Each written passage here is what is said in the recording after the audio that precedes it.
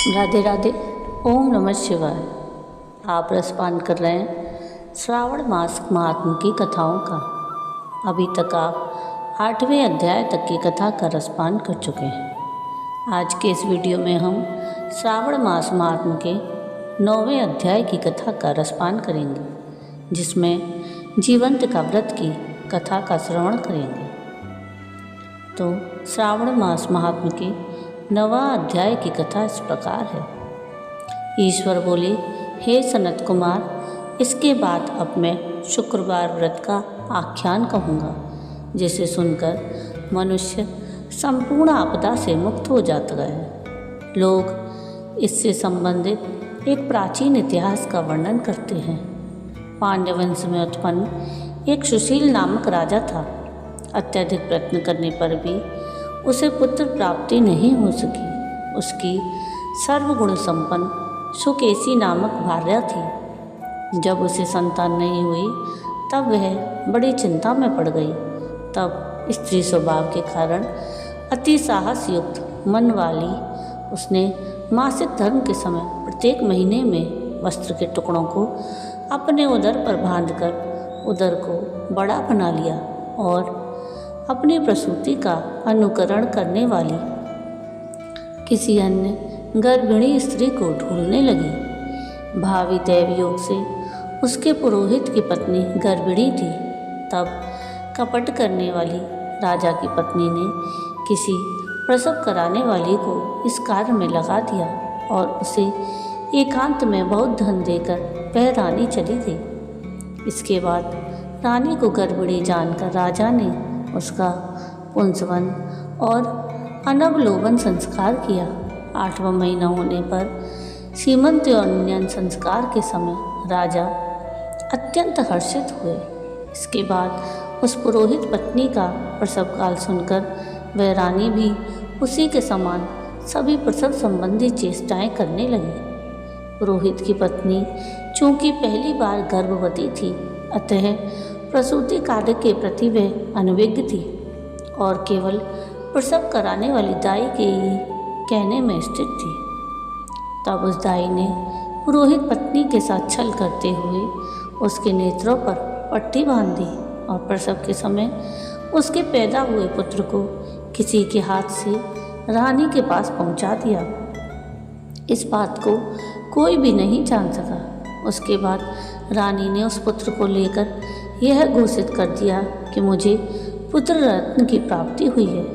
इन सब के बाद दाई ने पुरोहित की पत्नी की आंखों की पट्टी खोल दी। दाई अपने साथ मांस का एक पिंड लाई थी और वह उसे दिखा दिया। फिर उसके सामने आश्चर्य और दुख प्रकट करने लगी कि यह कैसा अनिष्ट हो गया और कहने लगी कि अपने पुरोहित पति से इसकी शांति जरूर करवा लेना।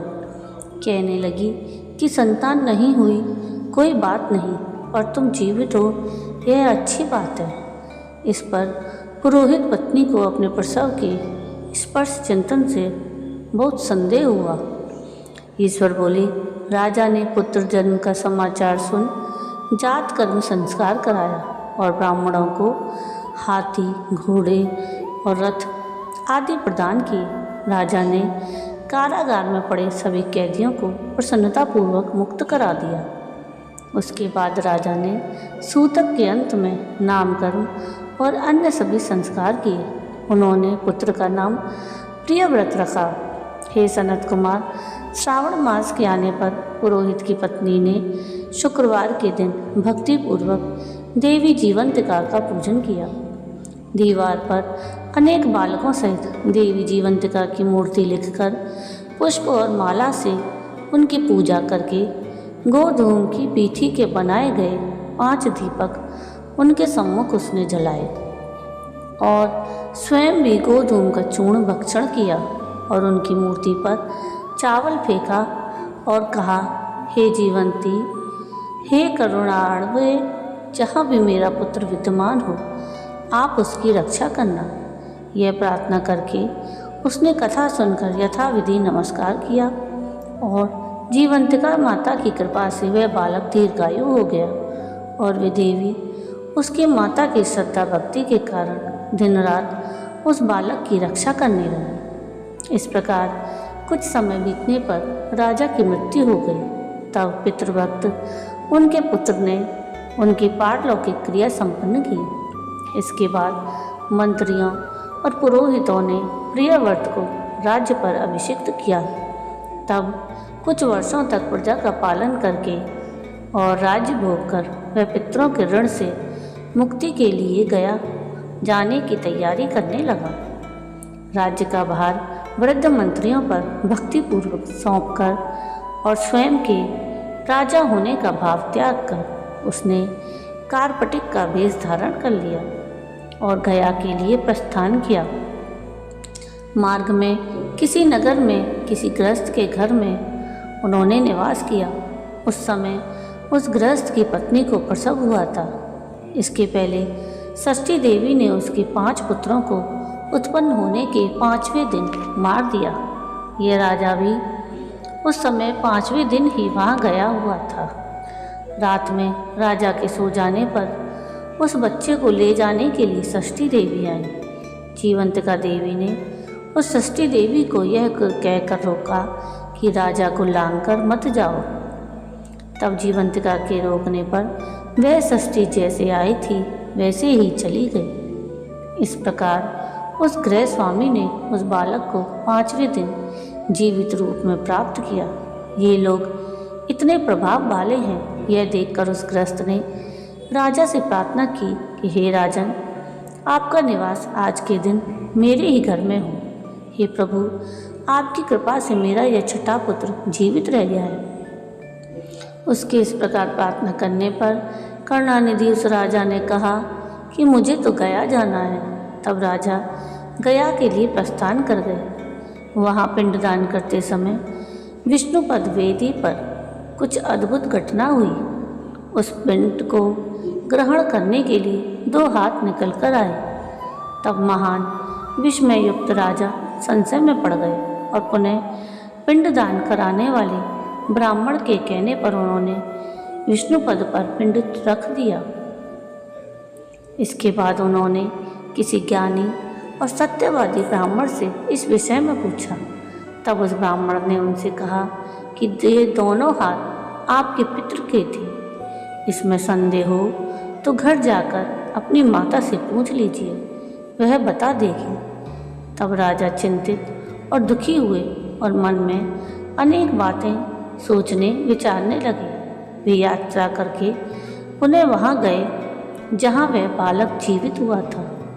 उस समय भी उस स्त्री को पुत्र उत्पन्न हुआ था और वह उसका 5वां दिन था। वह जो दूसरा पुत्र हुआ था उसे लेने रात में फिर वही षष्ठी देवी आई। तब माता जीवंतिका के दोबारा रोके जाने पर उस षष्ठी देवी ने उनसे कहा कि इसका ऐसा क्या कृत्य है, अथवा क्या इसकी माता तुम्हारा व्रत करती है जो तुम रात दिन इसकी रक्षा करती हो। तब षष्ठी का यह वचन सुनकर जीवंती ने धीरे से मुस्कुराकर इसका सारा कारण बताया। उस समय राजा शयन का बहाना बनाकर वास्तविकता जानने के लिए जाग रहा था। अतः उन्होंने जीवंतिका और षष्ठी माता दोनों की बातचीत सुन ली। जीवंतिका ने कहा, हे षष्ठी, श्रावण मास में शुक्रवार को इसकी माता मेरे पूजन में रत रहती है और व्रत के संपूर्ण नियम का पालन करती है और वह सब मैं आपको बताती हूँ। वह हरे रंग का वस्त्र और कंचुकी नहीं पहनती और हाथ में उस रंग की चूड़ी भी धारण नहीं करती। वह चावल के धोने के जल को कभी नहीं लांघती और हरे पत्तों के मंडप के नीचे नहीं जाती। हरे वर्ण का होने के कारण करेले का शाक भी वह नहीं खाती। यह सब मेरी प्रसन्नता के लिए करती है, अतः मैं उसके पुत्र को किसी को मारने नहीं दूंगी। यह सब सुनकर राजा प्रियव्रत अपने नगर को चले गए। उनके देश के सभी नागरिक स्वागत के लिए आए। तब राजा ने अपनी माता से पूछा, हे माता, क्या तुम जीवंतिका देवी का व्रत करती हो? इस पर उसने कहा कि मैं तो इस व्रत को जानती भी नहीं हूँ उसके बाद राजा ने गया यात्रा का समुचित फल प्राप्त करने के लिए ब्राह्मणों और सुवासिनी स्त्रियों को भोजन कराने की इच्छा से उन्हें निमंत्रित किया और व्रत की परीक्षा लेने के लिए सुवासिनियों को वस्त्र, कंचुकी और कंकड़ भेजकर कहलाया कि आप सभी को भोजन के लिए राजभवन में आना है। तब पुरोहित की पत्नी ने दूत से कहा कि मैं हरे रंग की कोई भी वस्तु कभी ग्रहण नहीं करती हूँ। राजा के पास आकर दूत ने उसके द्वारा कही गई बात राजा को बता दी। तब राजा ने उसके लिए सभी रक्तवर्ण के शुभ परिधान भेजे। वह सब धारण करके वह पुरोहित पत्नी भी राजभवन में आई। राजभवन के पूर्वी द्वार पर चावलों के धोने का जल पड़ा देखकर और वहाँ हरे रंग का मंडप देखकर वे दूसरे द्वार से गए। तब राजा ने पुरोहित की पत्नी को प्रणाम करके इस नियम का संपूर्ण कारण पूछा। इस पर उसने इसका कारण शुक्रवार का व्रत बताया। उस प्रियवत को देखकर उसके दोनों स्तनों में से बहुत दूध निकलने लगा। दोनों वक्षस्थलों ने उस राजा को दुग्ध की धारा से पूर्ण रूप से सिंचित कर दिया। तब गया में विष्णुपदी पर निकले दोनों हाथों जीवंतिका और षष्ठी दोनों देवियों के वार्तालाप और पुरोहित पत्नी के स्तनों से दूध निकलने के द्वारा राजा को विश्वास हो गया कि मैं इसी का पुत्र हूँ। उसके बाद पालन पोषण करने वाली माता के पास जाकर विनम्रतापूर्वक उन्होंने कहा, हे माता, डरो मत, मेरे जन्म का वृतांत सत्य सत्य बता दो। यह सुनकर सुंदर केशों वाली रानी ने सब कुछ सच सच बता दिया। तब प्रसन्न होकर उन्होंने जन्म देने वाले अपने माता पिता को नमस्कार किया और संपत्ति से वृद्धि को प्राप्त कराया। वे दोनों भी परम आनंदित हुए। एक दिन राजा प्रियव्रत ने रात में देवी जीवंती से प्रार्थना की, हे जीवंती, मेरे पिता तो ये हैं, तो फिर गया में वे दोनों हाथ कैसे निकल आए थे। तब देवी ने स्वप्न में आकर संशय का नाश करने वाला वाक्य कहा, हे प्रियव्रत, मैंने तुम्हें विश्वास दिलाने के लिए ही यह माया की थी, इसमें संदेह नहीं है। हे सनत कुमार, यह सब मैंने आपको बता दिया। श्रावण मास में शुक्रवार के दिन इस व्रत का अनुष्ठान करके मनुष्य सभी मनोरथों को प्राप्त कर लेता है। इस प्रकार श्री स्कंद पुराण के अंतर्गत ईश्वर सनत कुमार संवाद में श्रावण मास महात्म्य में शुक्रवार जीवंत का व्रत कथन नामक 9वां अध्याय संपूर्ण हुआ। बोलिए ओम नमः शिवाय। तो ये थी श्रावण मास महात्म्य के 9वें अध्याय की कथा। आपको ये कथा कैसी लगी मुझे कमेंट करके ज़रूर बताइएगा, और अगर आपको ये कथा पसंद आई हो तो प्लीज़ इसको लाइक से ज़रूर कीजिएगा और प्लीज़ मेरे चैनल को सब्सक्राइब कीजिएगा। राधे राधे।